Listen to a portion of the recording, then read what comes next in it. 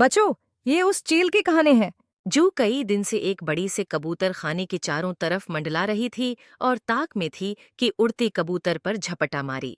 वो कबूतर भी बहुत फुर्तीली, होशियार और तेज उड़ान थी। जब भी वो चैल किसी कबूतर को पकड़ने की कोशिश करते, वो पहरते से बचकर निकल जाता। चील बहुत परेशान थी कि क्या करे और क्या न करे।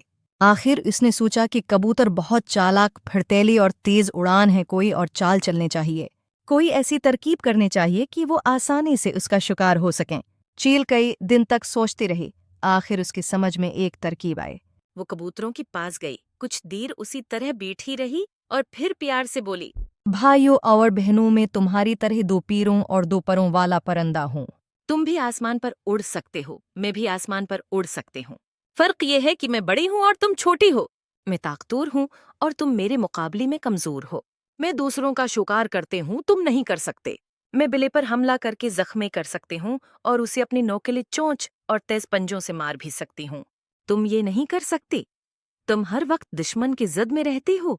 मैं चाहती हूँ कि पूरी तरह तुम्हारी हिफाजत करूं ताकि तुम हिंसी, खुशी, आराम और इत्मीनान के साथ इसी तरह रह सको। जिस तरह पहले जमाने में रहते थे। आज़ादी तुम्हारा पैदाइशी हक है और तुम्हारी इस आज़ादी की हिफाजत मेरा फ़र्ज़ है। मैं तुम्हारे लिए हर वक्त परेशान रहते हूँ। तुम हर वक्त उन बाहर की खतरे से डरी सहमे रहते हो। मुझे अफसोस इस बात पर है कि तुम सब मुझसे डरती हो। कबूतर भाइयों और कबूतर बहनों में जुल्म के खिलाफ हूँ, इंसाफ और भाईचारे की हामी हूँ। मैं चाहती हूँ कि तुम सब हर खौफ से आज़ाद रहकर इत्मीनान और सुकून की ज़िंदगी बसर कर सको। मैं चाहती हूँ कि तुम्हारी और मेरे दरमियान एक समझौता हो। हम सब अहद करें कि हम मिलकर दुश्मन का मुकाबला करेंगे और आज़ादी की ज़िंदगी बसर करेंगे। लेकिन ये ऐसे वक्त हो सकता है जबकि तुम दिल व जान से मुझे अपना बादशाह मान लो।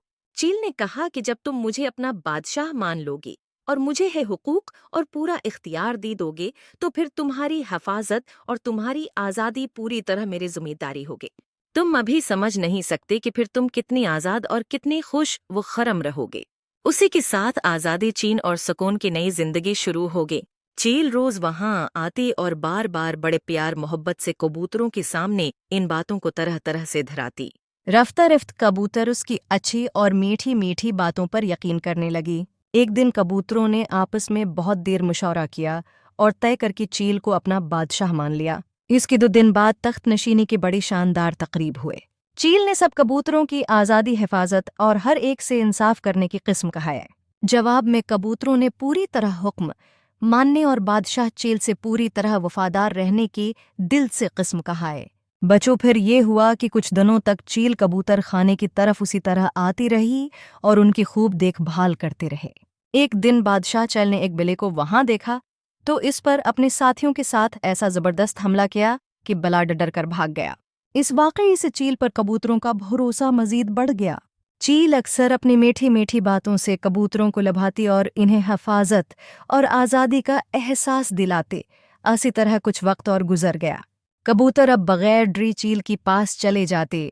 वो सब आज़ादी और हिफाजत के ख्याल से बहुत खुश और मुतमईन थे। एक दिन सुबह के वक्त जब कबूतर दाना चग रही थी तो चील उनके पास आए। वो कमज़ोर दिखाई दे रहे थे। मालूम होता था जैसे वो बीमार है।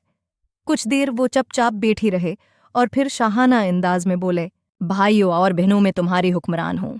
तुमने सोच समझकर मुझे अपना बादशाह बनाया है। मैं तुम्हारी हिफाजत करती हूँ और तुम चैन और अमन से रहती हो। तुम जानती हो कि मेरे भी कुछ ज़रूरतें हैं।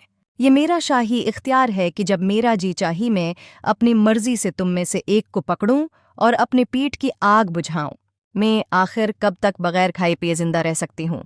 मैं कब तक तुम्हारी खिदमत और तुम्हारी हिफाजत कर सकती हूँ? ये सिर्फ मेरा ही हक नहीं है कि मैं तुम में से जिसको चाहूँ पकड़ूं और कहाँ जाऊं, बल्कि ये मेरे सारी शाही खानदान का हक है। आखिर वो भी तो मेरे साथ मिलकर तुम्हारी आज़ादी की हिफाजत करते हैं। उस दिन अगर उस बड़ी से बिल्ली पर मैं और मेरे खानदान वाले मिलकर हमला न करते तो वो बिला ना मालूम तुम में से कितनों को कहा जाता और कितनों को जख्मी कर देता। ये कहकर बादशाह चैल करीब आई और एक मोटे से कबूतर को पंजों में दबोच कर ले गए। सारे कबूतर मना देखते रह गए। अब बादशाह चील और उसके खानदान वाली रोज आती और अपनी पसंद की कबूतर को पंजों में दबोच कर ले जाते। इस तबाही से कबूतर अब हर वक्त परेशान और खौफजदा रहने लगे। ان کا چین اور سکون مٹ گیا تھا۔ ان کی آزادی ختم ہو گئی۔